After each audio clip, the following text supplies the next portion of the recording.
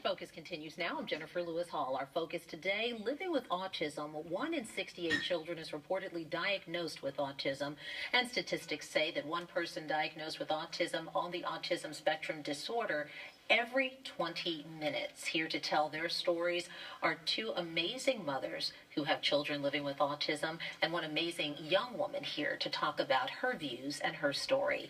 We're going to start. Thank you for joining us, first of all, everybody. You guys are so wonderful to come on and share your personal stories. We're going to start with you, Sue Tuckerman. We also have Peg Wilson and Caitlin Wilson, who is currently right now at Rowan College. You're going to tell us something very interesting about your life and your story in just a moment. I want to start with you, Sue. You have twin sons who are now 18, Mike and Eddie. Tell us about them. So Mike and Eddie, I actually have 3 sons.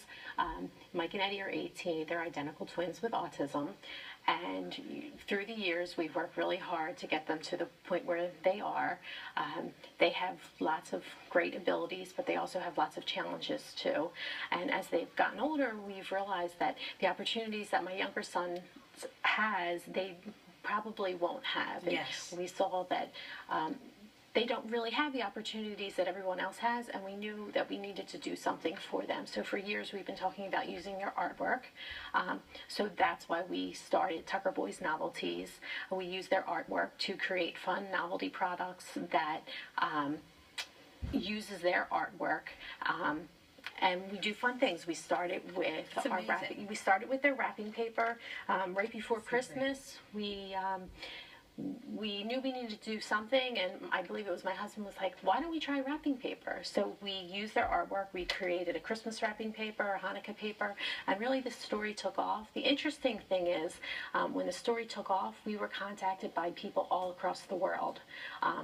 Who wanted to really support you. Right, who wanted to support us, and who also realized that employment for individuals with autism is an issue. And I think that's a big thing, too, we wanted to talk about, is that it's one thing to have your children in a public school system or a system where they're being supported as young people, and even that can be marginal when I've listened to your stories, not having met you all before, but being involved in the autism community to a degree. And I really think that when you are advocating, it's the whole other part of this as they become young adults. I want to talk to you a little bit, and then I'll get back to you, Sue. But Peg, thanks again for being here with us again, Peg Wilson. Thank you for having us. Your beautiful daughter, Caitlin. Caitlin, thanks to you for being here. Your story also is one where you have a daughter who is now in school, continuing to educate, continuing to learn. Tell us about your story and what it's like. You have 2 daughters. Yes, I have 2 daughters. I have Beth, who is 21, and Caitlin is 19.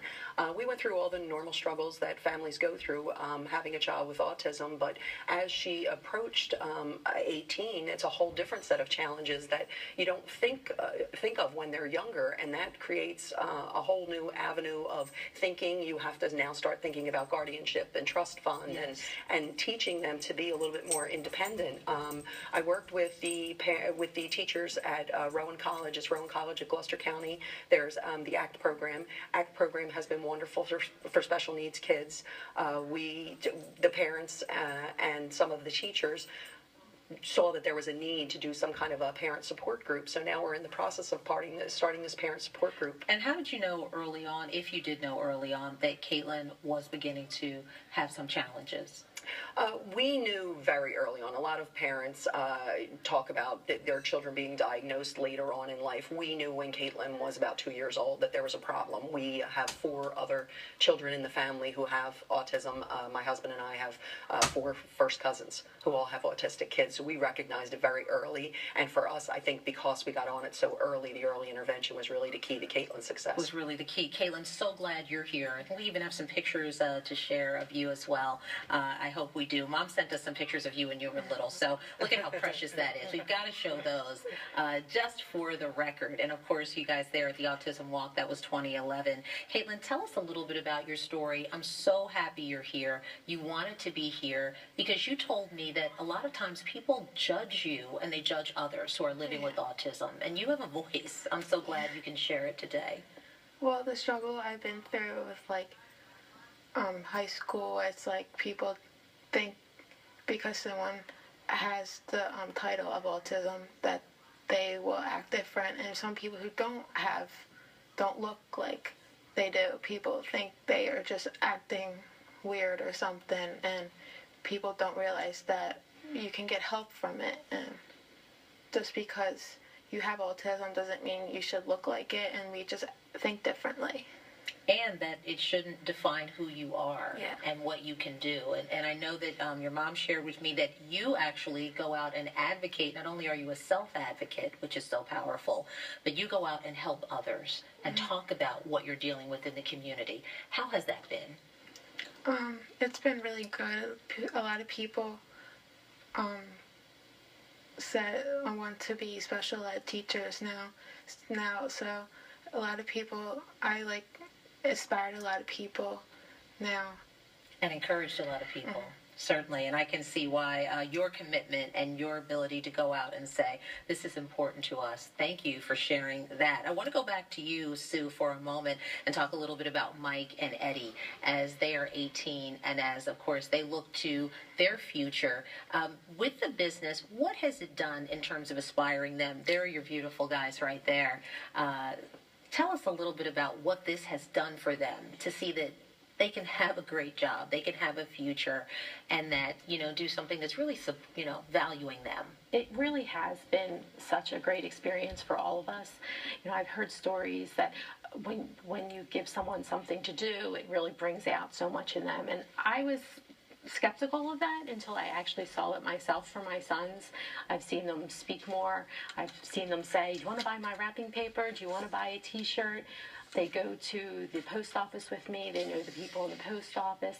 We've had actually a lot of opportunities to go out places. People have invited us. So it really has been a great opportunity for them, and I think it's only going to get better. I think that's so wonderful. Tell us what you think needs to be done. We're focusing, too, on young adults, and those adults will continue to grow, years from now. You're saying it's a lot to consider. Where should that help be coming from? What resources are needed? Sue, you first. I think that there just needs to be a better level of support. There's a lot of talk of support, but looking at the statistics, just in Pennsylvania, there's about 14 to 16,000 people waiting for support services, and that's not even counting people who haven't registered for those services. So that needs to be established, and there needs to be funding for that. There needs to be better acceptance in the community. Just because a person acts differently or behaves differently doesn't mean that they can't do a job. My sons also do lots of job training. They do 5 days a week of job training at different employers who have embraced them. And we need more employers to embrace people and to accept those differences and recognize their strengths. Well said. And Peg, just a couple of seconds left here in this segment, but want to talk about what do you want other parents to know who are going through this? Just, again, lend a voice of support. That there is help. There is help. There's other parents that are willing to support. Part of us doing this parents group is so that parents know where to go. It's not lost. When Caitlin was very young, it was difficult to know where to go. And now I think that with some of these support groups and the government and the schools recognizing this, there's more help out there. All right. Caitlin, thank you for being with us. Yeah. It's a pleasure. Peg Wilson and Sue Tuckerman. Up next, the founder and CEO of Jane's Voice joins us to share her personal story and talk about how her nonprofit is making its biggest push yet to make a difference for those living with autism. That's when we come right back. Stay with us.